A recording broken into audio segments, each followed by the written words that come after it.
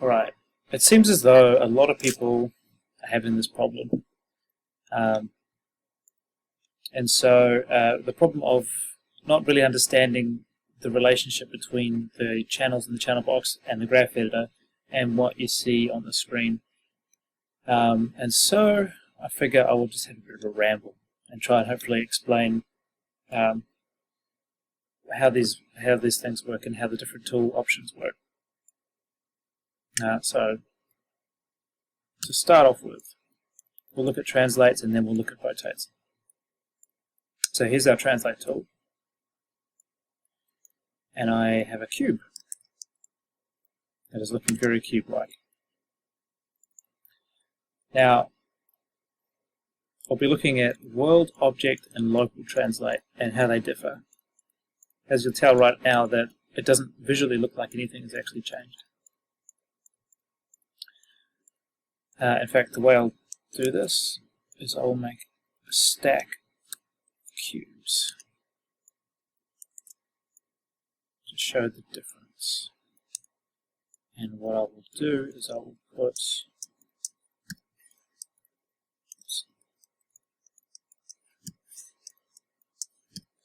Alright, so this cube is parented to this cube, which is parented to this cube. That's what I just did. So, firstly, just a really quick overview of what these tool options do. Object mode displays, and it's important that this is what it displays and not necessarily what Maya actually uses for the graph editor. So, object mode displays the axes based on the angle of the object. So, if I tilt this around, you see that X translate, for instance, shoots out this direction, shoots out the face of this little cube guy. If I tilt it, I tilt this object, it's now kind of pointing up. So if I go like that, it's going to point out this way. This is what object does. If I tilt this, you see both axes. It works off the object, and this is its the base. Can go like that, just so you can see the difference. So, object mode bases it on the object, which kind of makes sense. World mode bases it on the world. So, if you'll see, they're all exactly the same. This x-axis shoots off in this direction, and this z-axis shoots off in this direction, and it doesn't matter what angle these objects are actually on, it's still going to be the same direction. So object mode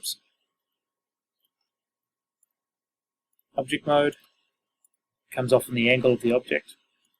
World mode based on the world as a whole. Or in other words, if we look in the hierarchy of the outliner, object mode is the object itself. So if I click on this object, we see it sticking out of object mode. We see it sticking out of this object. If I click this, it's sticking out that way. If I click this, it's sticking out this way. World is based on the whole. So based on whatever, if there was something above this hierarchy, it's in there. Now the reason I bring up this outliner is because local is based on the parent. So if I click this, this translate here is actually based on this cube here. Cube 3 is based on cube 2. And cube 2, if you notice, is sticking out this way, which is exactly as it was sticking out of this one. See that? It's based on cube 1. And cube 1 actually is based on the world because there is nothing above it. There is no parent for this cube other than the actual world itself. So that is based on the world.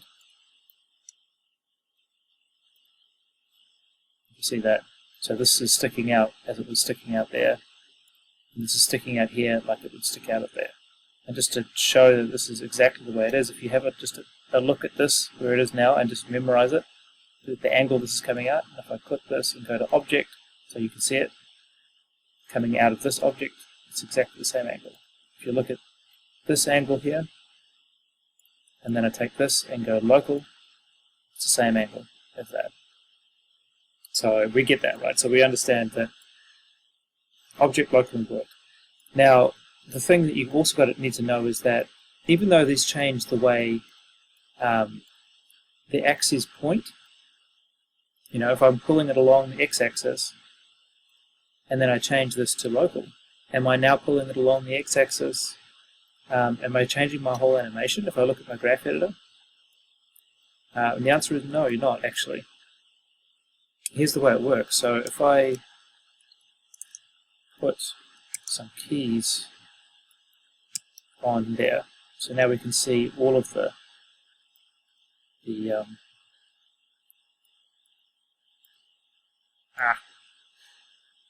can see all of the keys. If I move it in local, you see that we're moving the x-axis and we're just pushing up and down the x channel. And if I grab the z-axis and pull it along, you see the z channel moves. If I grab the y-axis, the y channel moves. Which is great, so that works. Now if I grab object, you see that the changing the actual mode does not change the graph at all, and it doesn't change the orientation of the object.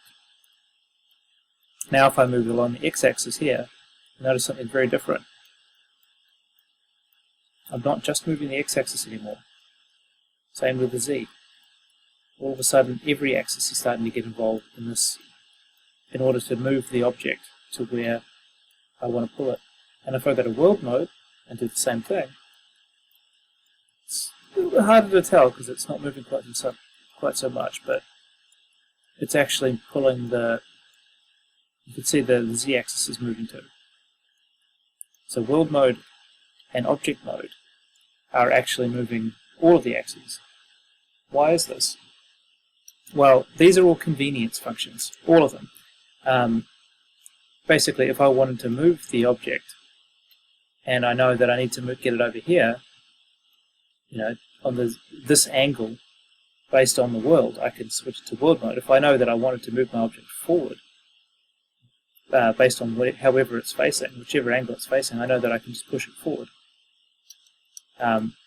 This is convenience for getting it around in the viewport, in world space, just putting it in the place that you want it.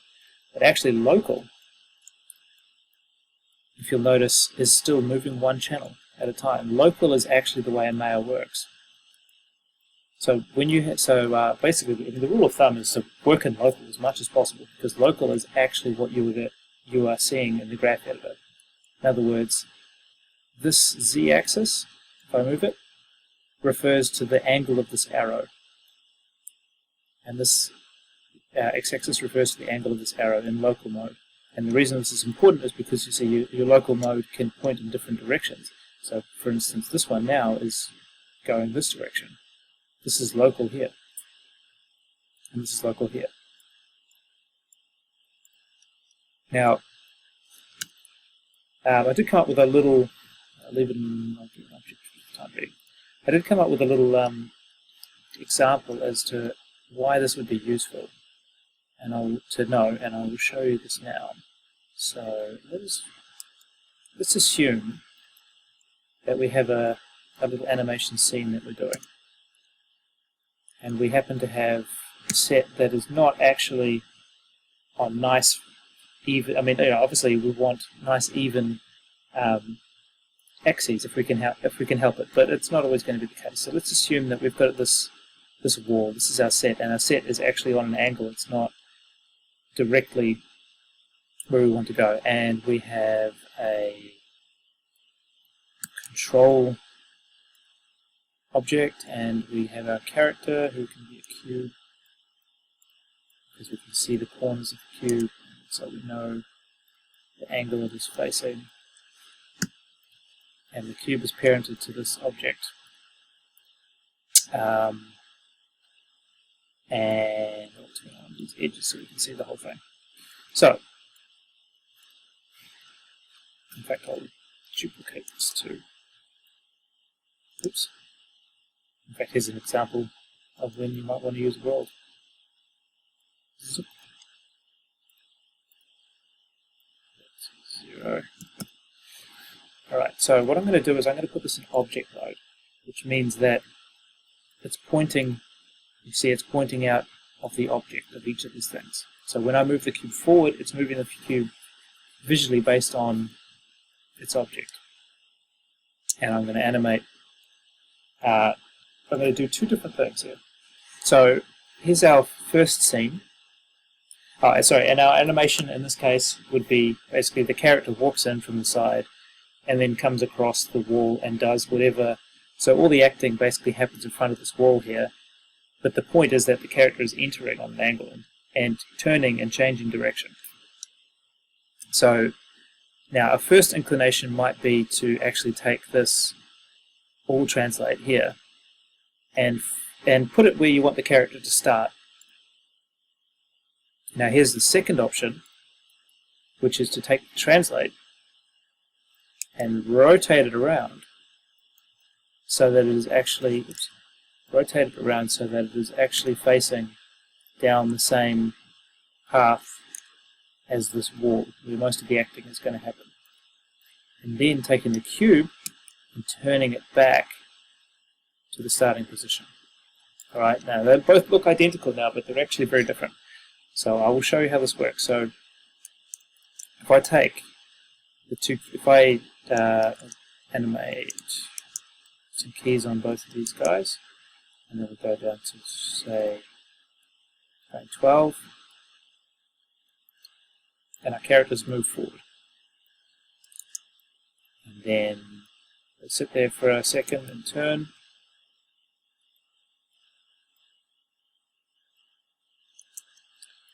And then they shuffle on over past the wall. And maybe they can come back as well. So all of their acting is happening in front of the wall. Maybe they're talking to someone, maybe they're running back and forward, I don't know. Now, it's going to look the same, minus some slight changes because of the way I've animated it. But you see, basically it's going to... Oh, hang on, I forgot to put a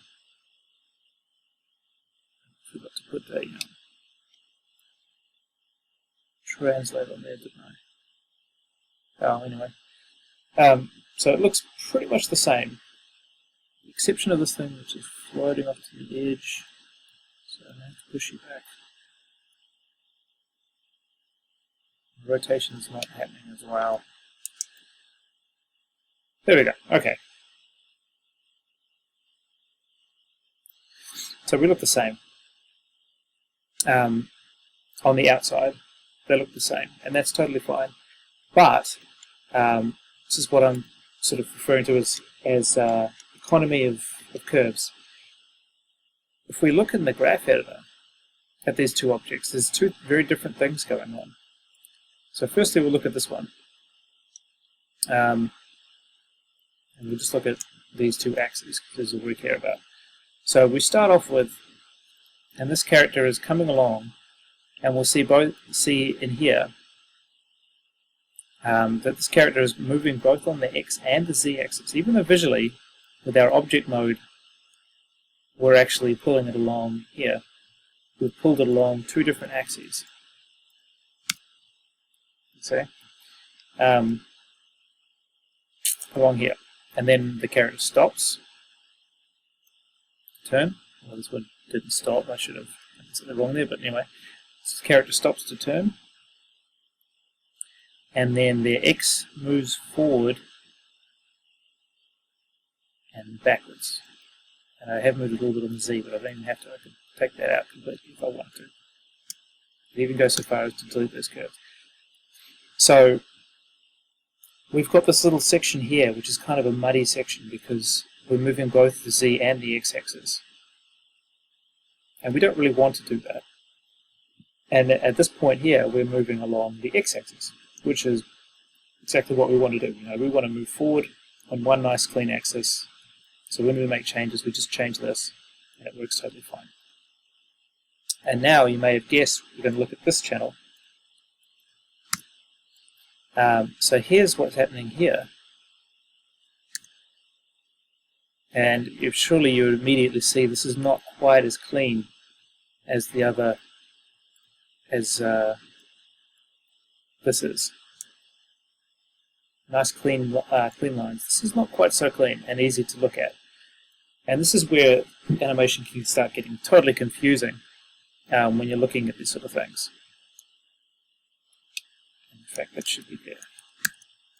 So let me get that. Right, so the character stops and turns and goes across like the other character. So what's happening this time?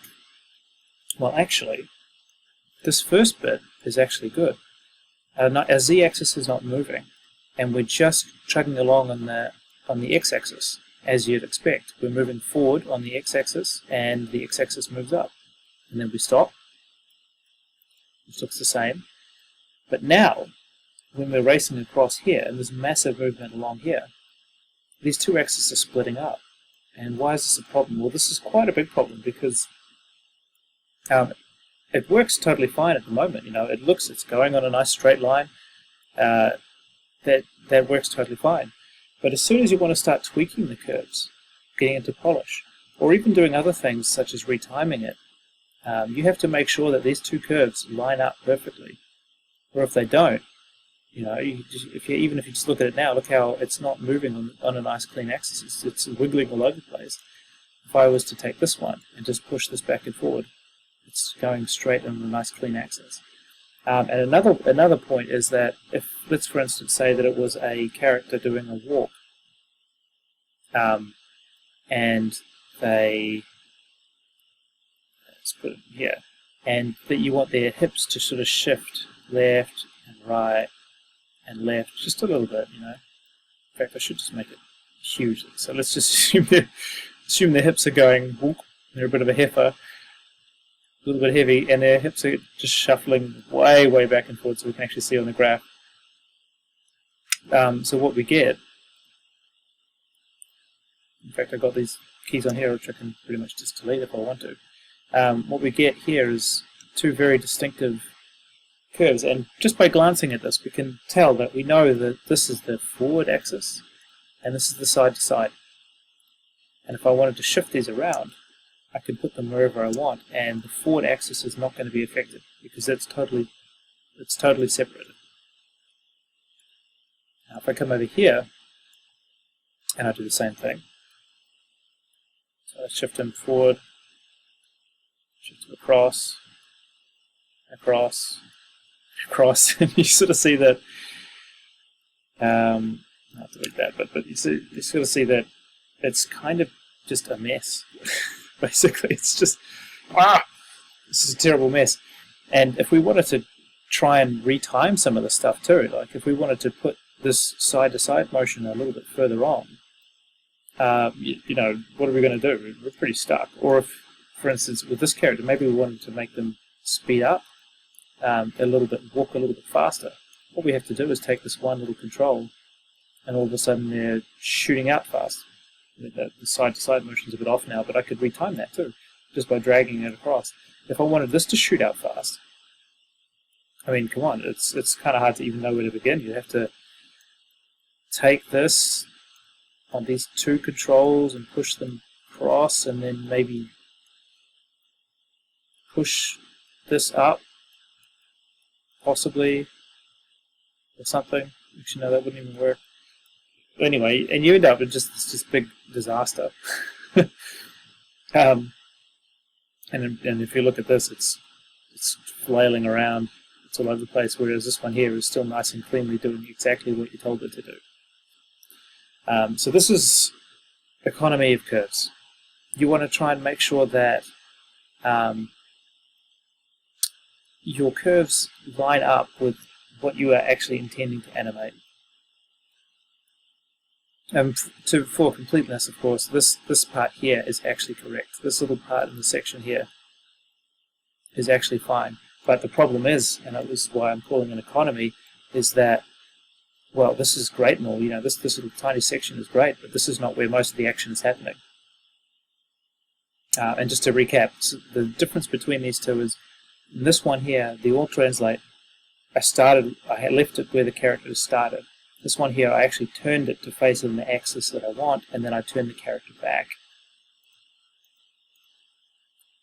So yeah, so that's translation, and that's the best way to work out translation. Figure out the axis or axes that you're going to be working on the most, and ensure that your translate, whatever you want to call it, your world mover, actually flows down that axis.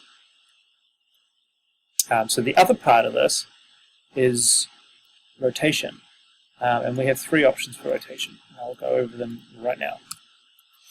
So I'll start with world because this is the most obvious. World rotation rotates you on the world, and if you can see, if I rotate it, basically these axes are, well, of the world. They're not moving at all. The X is always going to be this way, and Z is always going to be that way, and Y is always going to be that way. So that makes sense.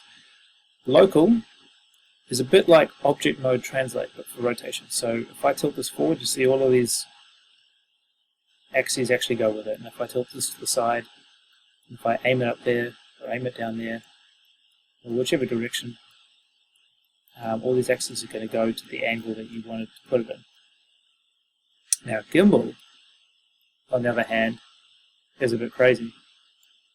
If you have a look here, you see that the axes are actually spinning around, but not all of them are moving, and now they're all moving here, and this one's going crazy, this one's flopping over the top of this other axis, and it's totally different to everything you've seen here. So again, if I get rid of just quickly get rid of the translate of this little guy, so I can explain this visually as well. And this is a nice way to remember it too, is to just grab it if you sort of forget what does what. So what I'm going to do is rotate this around here. And I don't need the Y rotation. So we're just looking at these 2 rotations here. So if I start by looking at world, and what I'm going to do is I'm going to tilt this Z axis. And you see that? It's using both of these, just like the translate was. When we were looking at world translate, it's actually rotating more than one channel in order to get to this rotation that you want. And that's because your actual rotation curves are not based on the world. So that we get that. Local, which looks very similar. It's better. You see that it's a little bit better. I'm rotating the Z-axis and it's moving the Z-axis, but you may also notice that it is actually moving the X-axis too. There's a little bit in there, and that's just because of my angle. In fact, if I was to rotate this even more so, it's probably a good chance that it moves more. And if I tilt it this way, actually it's kind of working. But you see that it's still not actually representative of what we're seeing on the actual channels itself. And of course gimbal is exactly what we're seeing. So when I tilt this, now you see it's actually tilting just the Z-axis. And X is going to tilt just the X-axis. Now why is this important? Because it's obviously a lot easier to actually use the local tool than it is the gimbal tool. And sometimes you do want to use the local tool just for its ease of use, but you do have to know that it's not actually rotating the way you might think it is. So why is this important? Well, let's go back to this guy here because he's still got animation on it. And let's look at our rotations. So right now we've got him rotating around the Y-axis, and then he travels along. And that's good. That actually works quite nicely. If we wanted to tilt him forward and back, he's doing a bit of a walk, and he's walking back, and he's going forward, going back. That's totally fine. We're dealing with one translate. run rotate. We can look at this channel and we can say, well, we know that it's tilting forward and back and forward, and we know this channel corresponds to forward and back, forward. And you can do the same thing with side to side. The character can walk side to side. But now, what about when we're back over here? What happens when we want to, if you see when he's changing, do you see the axis actually moves? So we're back in the trouble zone again. We're not on this nice clean axis like we were to begin with. And things are starting to get a bit tricky. So what happens when we want to tilt him forward? Well, we don't even have an axis to do that right now because this axis is still on the side and this axis is turned away. And what can we do? The temptation is to go to local because all of a sudden, look at this, we've got the axis here. But, just as I showed you before, if we do actually tilt it like this, in order to get that angle, we have to use all 3 rotations. And we're going to end up with exactly the same problem that we had with the translate, where if we want to tweak this rotation, we have to work on all 3 axes in order to get it right, and that is not helpful in the slightest. So how do we fix it with rotation? Because rotation is a bit of a tricky beast. Because obviously our goal in this case is to try and get gimbal so that we have a nice axis down this side, an axis that actually stays on this side, and the x-axis that stays in the right place, and y-axis that stays in the right place. So the solution to this is what Maya calls rotation order. And you'll find it in the, sorry, I'll do that quite fast, but you'll find it in the attribute editor under the object. And transform rotation order right here, this little drop down. And these are all the different options for order. Right now it's on X, Y, Z, which is what you get when you get by default when you create something. So, just delete that. So yeah, so back to our little problem. We want it looking, our goal is to make it look like that, basically. So we have full control over the character's rotations. But here, now, I won't go into it too much detail, but basically the gist of it is that Maya actually, in order to get an angle,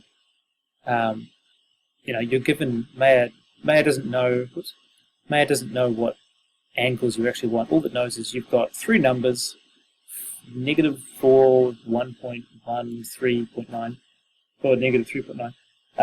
All Maya knows is you've got 3 numbers and rotate the object by that many numbers. So what it actually does is it goes and rotates one number first, then another, and then another. And in doing so, you get this weird little separation of axes. So this one would actually be rotated first, and all of the other axes with it. And then this one. And that takes all the next lot of axes with it, because this one is not moving, it's already been moved. And then this one here finally finishes it up, and this is our rotation order, which determines that. So how does that help us? Well, the rule of thumb for this is that you want to go down the list of priorities, or up the list, I guess. So you start with the least priority. And when you're looking at rotation orders, start with the least and work your way up to the most. And in this case, the biggest priority for us is this Y translate, because our character is turning around, and that is what's breaking our rotation. So what we want to do is we want to pick one that has Y at the end of it, which can be Z, X, Y, X, Z, Y. So we've understood now, we know that Y is our most priority, so Y is going to be the last in the list. Next, what's our next priority? Well, to be honest, it could be either in this particular animation, but I suppose we probably want to prioritize forward motion, I guess. So we'd say Z, which would mean that our end result would be X, Z, Y. So if I put it over here, where our problem area is, and change this to X, Z, Y, you see that? Boom. Boom!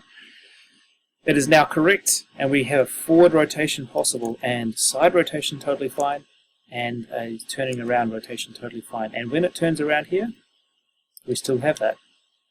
If you see this, we still have full control over the object this entire time. And not only do we have full control, but we can also use the gimbal control here without any problems. And this also means that these axes on here actually do correspond directly to the axes in our channel box. So if we did want to have this character tilt forward and then across a few frames tilt back, tilt forward, we only have to look at the one channel in here that corresponds to that actual motion. And if we wanted to make tweaks to it, if we wanted to have it shoot up, maybe we wanted to have it fire up into that tilt and then come back down, like he's riding a horse or something, we can do that without having to try and juggle three different rotate channels all at the same time. So same deal with the translate. Yeah. So to close, your goal should be, when you are planning your animation, and all of this stuff comes before you start animating, your goal should be, when you plan the animation, to try and work out where the majority of your animation is going to actually happen, and the majority and the angle in which this will happen, and the axes that you need for this particular animation, and also the rotations that you're going to likely use in the animation, so that you can ahead of time make your life a whole lot easier and sort out the actual axes. So your end result is that you not only have axes that actually correspond to what you think that they visually should be, which kind of makes this whole unjumbling this entire mess a whole lot easier mentally, because you know what's supposed to correspond with what. But it also means that you literally deal with less axes when you come down to polish and spline. You only have to change very few axes, because each corresponds to its own individual motion.